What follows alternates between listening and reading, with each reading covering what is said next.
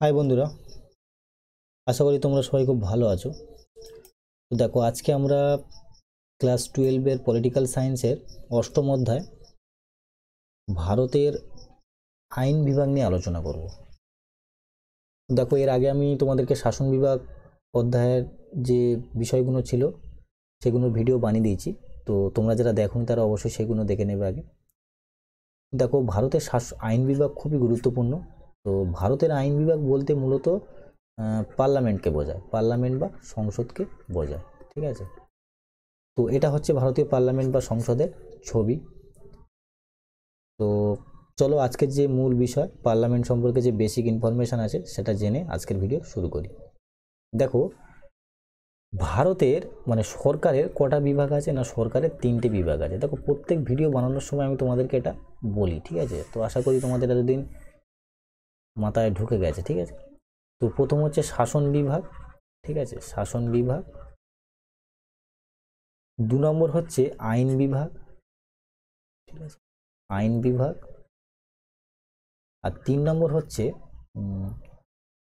বিচার বিভাগ। ঠিক আছে, বিচার বিভাগ।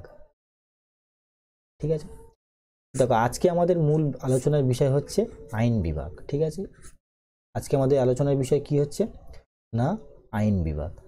তো চলো আজকে মানে মূল যে বিষয় সেটা শুরু করি। দেখো, আইন বিভাগ বলার আগে মানে বোঝার আগে দেখো, আইন বিভাগের গঠনটা আগে ভালো করে বুঝে নাও। ঠিক আছে, আইন বিভাগ বা পার্লামেন্ট বলা চলে, আইন বিভাগ বা পার্লামেন্ট, পার্লামেন্ট বা একে সংসদই বলে। ঠিক আছে, তোমরা যে নাম রাখতো, বা আইনসভাও বলে। ঠিক আছে, তো আইন বিভাগ বা পার্লামেন্ট বা সংসদের 3টে অঙ্গ। আইন বিভাগ বা পার্লামেন্ট বা সদস্যের কটা অঙ্গ না, 3টে অঙ্গ। ঠিক আছে, এক হচ্ছে লোকসভা, ওকে। 2 নম্বর হচ্ছে রাজ্যসভা। ঠিক আছে, আর 3 নম্বর হচ্ছে রাষ্ট্রপতি। ঠিক আছে, কারণ অনেকে রাষ্ট্রপতি ভুলে যায়। ঠিক আছে, মনে রাখবে রাষ্ট্রপতি হচ্ছে আইন বিভাগের একটা অবিচ্ছেদ্য অংশ। এবার এখানে যে পয়েন্টগুলো বলছি সেগুলো ভালো করে দেখে নাও, কারণ পরে যখন তোমাদের পড়াবো তখন যেই পয়েন্টগুলো আবার রিপিট হবে। এক তো লোকসভাকে বলা হয় নিম্নকক্ষ। ঠিক আছে, নিম্নকক্ষ কাকে বলা হয়, লোকসভাকে। রাজ্যসভাকে বলা হয় উচ্চকক্ষ। ঠিক আছে, আচ্ছা, লোকসভার বর্তমান সদস্য কত, 545। আচ্ছা, রাজ্যসভার বর্তমান সংখ্যা কত, 245, মানে সদস্য সংখ্যা বা এমপি। কিন্তু মনে রাখবে 2001 মানে 2001 সালে 2001 সালে 84তম সংবিধান সংশোধন অনুসারে অনধিক সংখ্যা মানে নিম্ন লোকসভা বা নিম্নকক্ষের সর্বোচ্চ সদস্য সংখ্যা হতে পারে 552। মানে কি, দেখো এখন তো বর্তমানে 545, কিন্তু হলে সর্বোচ্চ হবে কত, 252। ঠিক আছে, এটা কত সাল অবধি না, 2026 সাল পর্যন্ত থাকবে। 2026 সাল পর্যন্ত 552 হবে, তারপরে সংবিধানের পরিবর্তন করা হবে। এগুলো তোমাদেরকে বলবো যখন ডিটেলে পড়াবো। তো আবার সংবিধান সংশোধন করে এই সংখ্যাকে চেঞ্জ করতে হয়। এখন সংখ্যা কেন চেঞ্জ করতে হয়, তার কারণ একটাই, ভারতের জনসংখ্যা বাড়ে, আর জনসংখ্যা বাড়লে লোকসভা বা রাজ্যসভা সদস্য সংখ্যাও বেড়ে যায়। একই বিষয় রাজ্যসভারও, মানে এখন তো বর্তমানে 245, কিন্তু সর্বোচ্চ কত, 250। ঠিক আছে, এটা 2026 সাল পর্যন্ত মেনশন আছে যে 2026 সাল পর্যন্ত অনধিক 250ই হতে পারে। 2 নম্বর পয়েন্ট। 3 নম্বর পয়েন্ট, লোকসভা সদস্যদের মধ্যে, আচ্ছা, লোকসভা সদস্যদের মেয়াদকাল কত, 5 বছর। মনে রাখবে কত বছর, 5 বছর। রাজ্যসভার সদস্যদের মেয়াদকাল কত, 6 বছর। মোস্ট ইম্পর্টেন্ট, তোমাদের এখান থেকে শর্ট প্রশ্ন আসে। 4 নম্বর পয়েন্ট, লোকসভার মানে যে ভোট হয় সেটা 5 বছর অন্তর হয়, 5 বছর অন্তর, 5 বছর অন্তর অন্তর লোকসভার ভোট হয়। আর রাজ্যসভার ভোট হয় 2 বছর অন্তর। ঠিক আছে, খুব ইম্পর্টেন্ট, কিভাবে হয় কেন হয় সেটা বলছি। আচ্ছা, 5 নম্বর পয়েন্ট দেখো, লোকসভাকে লোকসভার এই 545 জন মেম্বারের মধ্যে দুজন অ্যাংলো ইন্ডিয়ানকে রাষ্ট্রপতি মনোনীত করে। আর রাজ্যসভায় 12 জনকে রাষ্ট্রপতি কি করে না, মনোনয়ন করে। এই পয়েন্টগুলো আবার রিপিট হবে, আমি বলে দিচ্ছি, তাতে অনেক সুবিধা হবে। 6 নম্বর পয়েন্ট দেখো, লোকসভাকে বলা হয় অস্থায়ী কক্ষ। অস্থায়ী কেন? কেননা লোকসভা প্রত্যেক 5 বছর অন্তর অন্তর ডিজলভ হয়ে যায়, ভেঙে যায়।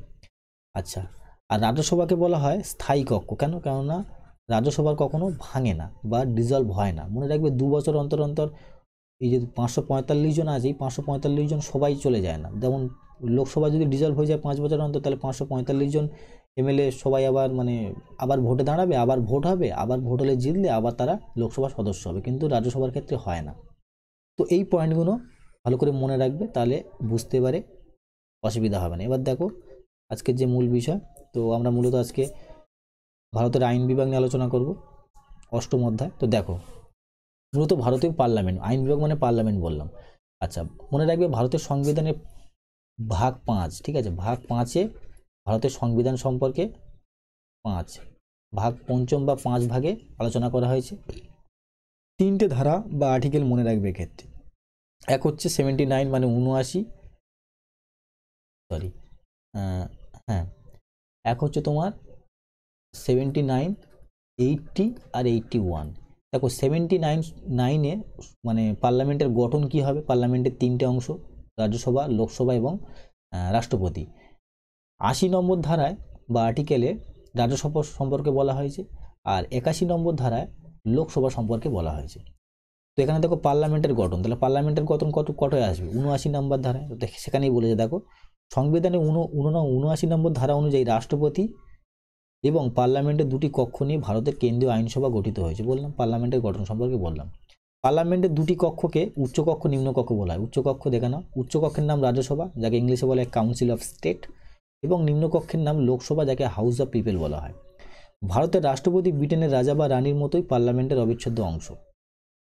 সুতরাং বলা যায় ভারতের কেন্দ্রীয় আইনসভার 3টে অংশ রয়েছে, যথা রাষ্ট্রপতি, রাজ্যসভা এবং লোকসভা, যেটা তোমাদেরকে বলে দিলাম। এবার দেখো রাজ্যসভার গঠন। ওকে, পার্লামেন্টের উচ্চকক্ষ অর্থাৎ রাজ্যসভা অনধিক 250 জন সদস্য নিয়ে গঠিত হবে বলে সংবিধানে বলা হয়েছে, ঠিক আছে, মানে হাইয়েস্ট, কিন্তু আছে কত? 245 জন, ঠিক আছে।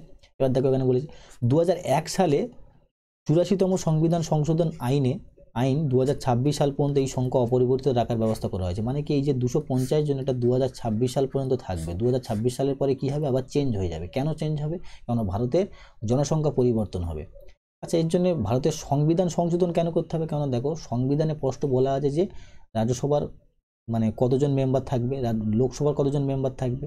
তো তুমি এই 250 জন ছেড়ে চেঞ্জ করতে চাইছো যে এরপরে সদস্য সংখ্যা বাড়বে, তো সেক্ষেত্রে তো সংবিধানে পরিবর্তন করতে হবে, তাই না? সেই সংবিধান পরিবর্তন করতে গেলে তখন সংবিধানকে সংশোধনও করতে হবে। রাজ্যসভার সদস্যদের মধ্যে 12 জন রাষ্ট্রপতি কর্তৃক মনোনীত হন, মানে এদের ভোট হয় না, ডাইরেক্টলি ভোট হয় না, এদেরকে রাষ্ট্রপতি মনোনীত করে দেয়। মনোনীতদের মধ্যে সদস্যদের সাহিত্য, বিজ্ঞান, সমাজসেবা, চারুকলা প্রভৃতি বিষয়ে পারদর্শী হতে হয়, ঠিক আছে। কোনো বড় শিক্ষাবিদ, কোনো বড় সাহিত্যিক, বিজ্ঞান, ঠিক আছে, কোনো সমাজসেবী, এরা ডাইরেক্টলি রাজ্যসভার সদস্য হয়ে যায়। সচিন তেন্ডুলকার হয়েছিল। অবশিষ্ট 238 জন কেন? কারণ 12 জন বাদ যাচ্ছে এই 245 থেকে। জন সদস্য অঙ্গরাজ্য এবং কেন্দ্রশাসিত অঞ্চলগুলি থেকে পরোক্ষভাবে নির্বাচিত হয়। পরোক্ষভাবে মানে কি? ডাইরেক্টলি নির্বাচিত হয় না। তুমি কোনোদিন শুনেছো যে রাজ্যসভার ভোট হয়? লোকসভার ভোট হয় শুনেছো, বিধানসভার ভোট হয় শুনেছো, ঠিক আছে, তারপরে পঞ্চায়েতের ভোট হয় শুনেছো, রাজ্যসভার ভোট হয় না। রাজ্যসভার সদস্যদের জনগণ নির্বাচন করে না, ঠিক আছে, রাজ্যসভার সদস্যরা পরোক্ষভাবে নির্বাচিত হয়। রাজ্যসভার সদস্যদের কারা নির্বাচন করে? না, প্রত্যেকটা রাজ্যের বিধানসভার যে সদস্য আছে বা এমএলএরা আছে তারা নির্বাচন করে, ঠিক আছে। এর নামই হচ্ছে রাজ্যসভা। তো রাজ্য থেকেই সব সদস্যরা নির্বাচিত হয়, এটা মনে রাখবে। বর্তমানে রাজ্যসভার মোট সদস্য সংখ্যা 245। যেটা তোমাদের বলে দিয়েছি আমি, প্রতিটি অঙ্গরাজ্যে বিধানসভার নির্বাচিত প্রতিনিধিরা, দেখো কেন, প্রতিটি অঙ্গরাজ্যে বিধানসভার নির্বাচিত প্রতিনিধিরা এমএলএরা একক হস্তান্তরযোগ্য ভোটের ভিত্তিতে সমানুপাতিক প্রতিনিধিত্বের নিয়ম অনুযায়ী রাজ্যসভার প্রতিনিধিদের নির্বাচন করে। তোমরা যারা এই ভোট পদ্ধতি বুঝতে পারছো না, তারা রাষ্ট্রপতির ভোট পদ্ধতি দেখে নেবে, একদম সেম টু সেম এখানেও অ্যাপ্লাই হবে। কিছু চেঞ্জ হবে, কিন্তু প্রসেসটাই একই, ঠিক আছে, হয়তো সদস্য সংখ্যা চেঞ্জ হতে পারে। প্রতিটি কেন্দ্রশাসিত অঞ্চল থেকে রাজ্যসভার প্রতিনিধিদের নির্বাচনের জন্য একটি করে নির্বাচক সংস্থা বা ইলেকটোরাল কলেজ গঠিত হয়। কেন্দ্রশাসিত অঞ্চলের জন্য আলাদা মেম্বার থাকে, তারা আলাদাভাবে নির্বাচিত হয়। কারণ প্রত্যেকটা কেন্দ্রশাসিত অঞ্চলে কি থাকে না? বিধানসভা থাকে না। তো বিধানসভা না থাকলে কে নির্বাচন করবে রাজ্যসভার সদস্যদের? তো সেক্ষেত্রে তাদের একটা ইলেকটোরাল কলেজ বা নির্বাচন সংস্থা থাকে, তারা রাজ্যসভার সদস্যদের নির্বাচন করে। এই নির্বাচক সংস্থার সদস্যরা একক হস্তান্তরযোগ্যের ভোটের ভিত্তিতে সমানুপাতিক প্রতিনিধিত্বের নিয়ম অনুযায়ী রাজ্যসভার প্রতিনিধিদের নির্বাচন করে, মানে কেন্দ্রশাসিত অঞ্চলগুলিরও তাই। রাজ্যসভার সদস্যরা 6 বছরের জন্য নির্বাচিত হয়, তোমাদের যেটা বললাম। প্রতি 2 বছর অন্তর 1/3 সদস্যকে অবসর গ্রহণ করতে হয় এবং ওই একই সংখ্যক নতুন বা পুনর্নির্বাচিত সদস্য তাদের স্থলাভিত্তিক পান। মানে কি, মনে রাখবে 1/3 ভাগ, মানে 3 ভাগের 1 ভাগ সদস্য প্রত্যেক 2 বছর অন্তর বের হয়, মানে 245 জনের 3 ভাগের 1 ভাগ প্রত্যেক 2 বছর অন্তর বের হয়। আর যে সংখ্যক সদস্য বের হয় সেই সংখ্যক সদস্য ভোটও হয় 2 বছর অন্তর অন্তর, ঠিক আছে। ওই জন্য এর নাম হচ্ছে অস্থায়ী কক্ষ, কেননা এ কখনো ভঙ্গ হয় না। কিন্তু লোকসভা 5 বছর অন্তর পুরোপুরি ভঙ্গ হয়ে যায়, 545 জন মেম্বার আবার বাড়ি চলে যায়, তাদের আবার ভোট হয়, আবার নির্বাচিত হয়, আবার আসে। কিন্তু এদের এরকম হয় না, এটা 2 বছর অন্তর অন্তর বের হয়, মানে সদস্যরা বের হয়। ওকে, এবার দেখো চেয়ারম্যান এবং ডেপুটি চেয়ারম্যান। ডেপুটি চেয়ারম্যান আমি তোমাদেরকে এটা বুঝিয়ে দিই। দেখো দেখো রাজ্যসভা রাজ্যসভায় যে প্রতিনিধিত্ব করে তাকে বলা হয় চেয়ারম্যান। কি বলা হয়? চেয়ারম্যান। দেখো চেয়ারম্যানকে বুঝতে গেলে যারা উপরাষ্ট্রপতি আর ভিডিওটা দেখুনি তারা দেখে নেবে, তাহলে আরো ভালো করে বুঝতে পারবে। আচ্ছা, আর একটা হচ্ছে ডেপুটি চেয়ারম্যান। ডেপুটি চেয়ারম্যান, ঠিক আছে। তো মনে রাখবে রাজ্যসভার যে চেয়ারম্যান সে কে না, ভারতের উপরাষ্ট্রপতি। ভারতের উপরাষ্ট্রপতি হচ্ছে রাজ্যসভার চেয়ারম্যান। মানে ভারতের কেউ যদি উপরাষ্ট্রপতি হয় তাহলে সে অটোমেটিকলি রাজ্যসভার চেয়ারম্যান হয়ে যাবে, তার পদাধিকার বলে। মানে ভারতের উপরাষ্ট্রপতি কটা পদ সামলায়? একসঙ্গে দুটো পদ, একটা হচ্ছে উপরাষ্ট্রপতি আর 2 হচ্ছে চেয়ারম্যান। কার চেয়ারম্যান? না, রাজ্যসভার চেয়ারম্যান। চেয়ারম্যান মানে কি, ওই সভা রাজ্যসভার যত কাজ আছে সব চেয়ারম্যানের অধ্যক্ষই হয়। আশা করি বুঝতে পেরেছো। এক তো কাজ হয়ে গেছে রাজ্যসভার চেয়ারম্যান, আর 2 নম্বর কাজ হচ্ছে রাষ্ট্রপতি হিসেবে কাজ করা। মানে উপরাষ্ট্রপতি রাষ্ট্রপতি হিসেবে কাজ করে কখন? যখন রাষ্ট্রপতির কোনো অসুবিধা হয়। ওকে, আচ্ছা এবার দেখো ভারতের উপরাষ্ট্রপতি পদাধিকার বলে রাজ্যসভায় চেয়ারম্যান হিসাবে সব কার্য সম্পাদন করেন। মানে পদাধিকার বলে মানে কি, সে উপরাষ্ট্রপতি হলে সে অটোমেটিকলি রাজ্যসভার চেয়ারম্যান হয়ে যান।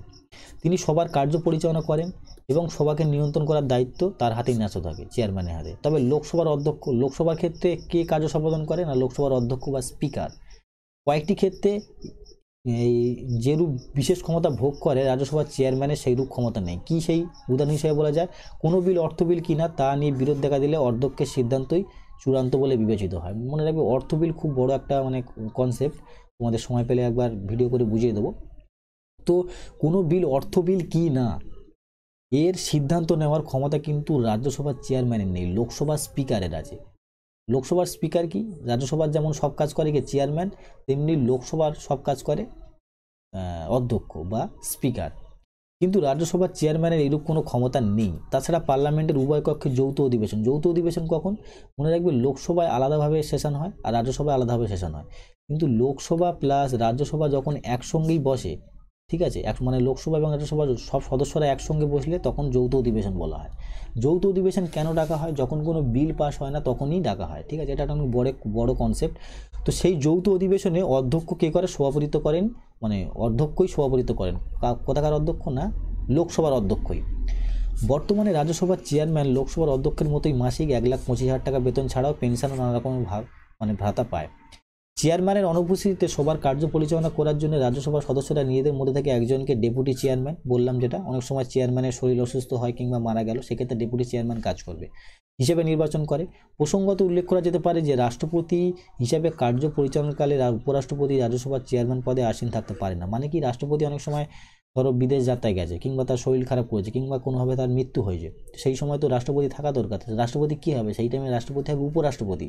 কিন্তু উপরাষ্ট্রপতি যখন রাষ্ট্রপতি হিসেবে কাজ করবে তখন সে রাজ্যসভার চেয়ারম্যান হতে পারবে না, ঠিক আছে। এবার দেখো লোকসভার গঠন, ঠিক আছে। লোকসভা হলো রাজ্যসভার নিম্নকক্ষ।